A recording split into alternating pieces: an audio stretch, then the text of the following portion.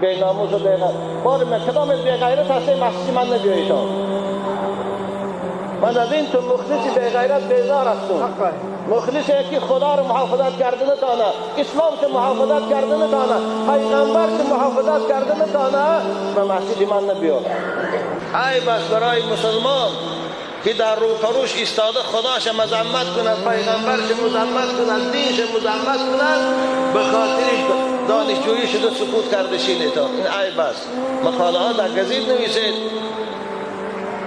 و سایت اینترنتی رئیس جمهور نویسید و مسلمان است و امام اعظم که هزار تمام دنیا جار زده جشن گرفته، وقتی که خدا امام اعظم مسخره میکنه چی درکار امام اعظم برای ما؟ بابایشان ما دانشجویانی، من دانشجویی به نام ناصر خسرو تاریخ و حقوق می باشم. در این فاکولته بعضی آموزگاران نه به خدا باور دارند و نه به دعا دوزخ و بهشت. در تعلیمتان به ما هر گونه دلیل ها آورده ما را گمراه می نمایند و هر گونه شک و شبهه در دل ما پیدا می شود. آیا در گردن روحانیان ما فرض نمی گردد که در برابر این معلم ها ما را محافظت کنند؟ ممکن است در همین دانشگاه خواندند. التماس همین جمعه جواب دهید. اندک باشد درباره وجود خدا. دادر عزیز آنقدر درباره مبدا و معاد، درباره وجود خدا، درباره هستی ملائکه ها و جنت و دوزخ ما صحبت های کرده هستیم که خیال میکنیم تو از این مسجد نیستی. اگر تو هر سال هر جمعه در این مسجد می بودی انشاءالله این گه سوال نمی دادی. در تمام موعظه ها ما در این باره صحبت داریم. مولا محمود جان صحبت دارن، خوب میشه اینجا نوارای زیاد هست. اگر رفت نداشته باشی نزد من بیا، من به تو این نوارها رو میتونی خودت گوش کن و این معلم ها جواب گردن. خوب دادری عزیز تو هم کتاب بینی کن. تو هم خوب من میدانم شما آزادی نداره در دانشگاه های ما، چی در دانشکده های عالی باشد چی در مکتب های میانه، شما دانشجویا آزادی نداره. برای که اگر شما گپ استاد گردانید اون معلم بی فراسته شما را چپ میگیرد، بها نمیگذارد، این وای از دانشگاه خارج شما میکند. شما میترسید از دانشگاه خارج شدن. بنابراین اگر شما ایمانی قوی داشته باشید 5-6 نفر تا دانشجوی ها از بالای این معلم برای رئیس جمهور نویسید، خوب به شورای علما نویسید. شورای علمای ما برای چی در کار است؟ برای خاطر رمضان تعیین کردن باشد، همه مسلمان ها خوشا میدونن رمضان کی می شود. برای زکات معلوم کردن باشد، همه مسلمان ها میدونن زکات چند مقدار است. شما به شورای علما مکتوب نویسید، اونها رفت در همون دانشگاه حق دارن با همون معلم مناظره کنند و شما را دین شما را محافظت کنند. برای کی در کار شورای علما وقتی که شما را محافظت کردن تا؟ بنابراین اگر امکانیت باشه دادر عزیز، همون دانشگاهی که تو میخوانی چی هنری خوب برای سیاست خوان میلوش، یکی هنری خوب نداشته باشد با یک دلیل های خوب اون معلم جواب شگردانو 3-4 حقارتی ملایم کنو پرتا برا سبکت و گیر برا دانشگاه پر است دادر عزیز. ای بس برای مسلمان که در روش ایستاده خداش مذمت کند، پیغمبرش مذمت کند، دینش مذمت کند، به خاطر دانشجویی شده سکوت کرده شینه تا. این ای بس مقاله ها در گزید نویسید و به سایت اینترنتی رئیس جمهور نویسید و مسلمان است و امام اعظم که هزار تمام دنیا جار زده جشن گرفته، وقتی که خدا امام اعظم مسخره میکنه چی درکار امام اعظم برای ما؟ بنابراین نویسید، به جناب عالی نویسید، به دستگاهش نویسید، به وزارت معارف نویسید. ببینید دانشجویای یونیورسیته لمناسوف به خاطر یک پروفسور احمق که حضرت عیسی را تنقید کرد همش به مدودوف مکتوب نوشتن، حتی تمام عنوانای علمیش مدودوف گرفت. و شما عزیزان من نه مکتب درست میخوانید، میبخشید اکنون، نه گزیته درست میخوانید، نه اخبارهای بیرونه رو تماشا میکنید. باشه در این باب مبدا و ما درباره وجود هستی خدا آنقدر صحبتای ما زیاده. در این 10 سال باشه اگر قریب 100 نوار در همین باب ما صحبت داریم. خودت گیر گوش کن.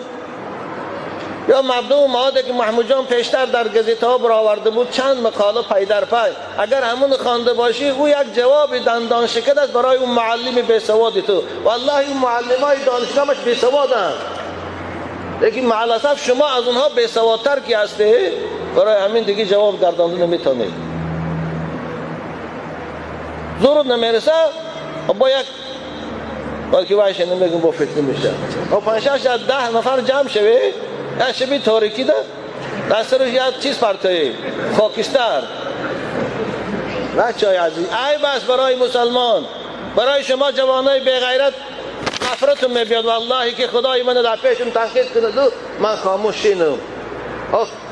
دیدیم در کنفرانسی من بوش چی کردم، ژورنالیست همه هم رنگی تو جوان بود.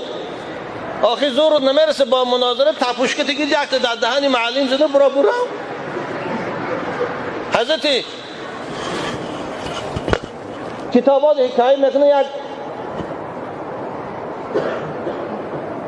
حضرت عمر رضی الله تعالی عنه با مولا محمود جان صحبت من فراموش خاطرش نمیکنم، می رفتن در یک دشت، یک آدم کلانکنی دارد، جفت کردی ساده.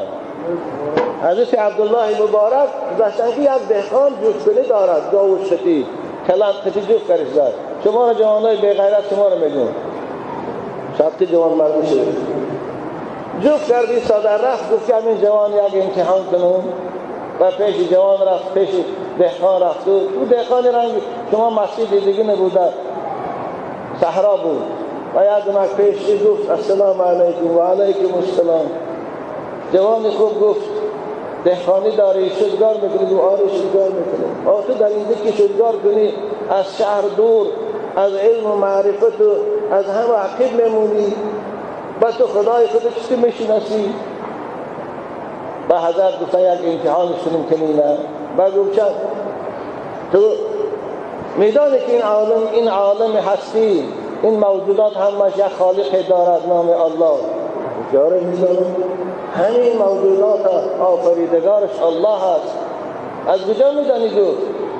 گفت من همه یک پشت گوسفند گفت دلالت میکنه که همین جد که گوسفند گذشته است. گفت نجاست اشتر دلالت میکنه که به همین جد اشتر گذشته است، که اوی اثر همه اشتر است. این آسمان با این کهکشانهاش و این زمین با همه کندنیهاش آیا دلالت نمیکنه که یک خالق دارد، یک آفریدگار دارد؟ اگر افت یک کس گوید که خدا دو تحصیل گویی با بعضی جنان که معلم شما با این جوان دانشوی خوب خدا دو تصویر چی میگوید؟ بعد جوان کدمانش بردگوی کدمان یک تا فرق سرش میزنه، فرق سرش دو بولک میشه، خدا دوست میگو فگیرن. شما چه اینی همون دهقان یا غیرت کنه خیلی شما نزنه، اما شما دروش یک چیزی بیایده خسته برامده رو بایکات کنید. همون درس آخر نمیمورید، همون درس بایکات کنید. آخر با سردارای انیورسیت هستن، با بالاتر وزارت معارف هست، آخر الله جان میکشن. دستی که شما سکوت میکنید هیچی نمیگوید، او صد بار اینجا کیدن میگیرد.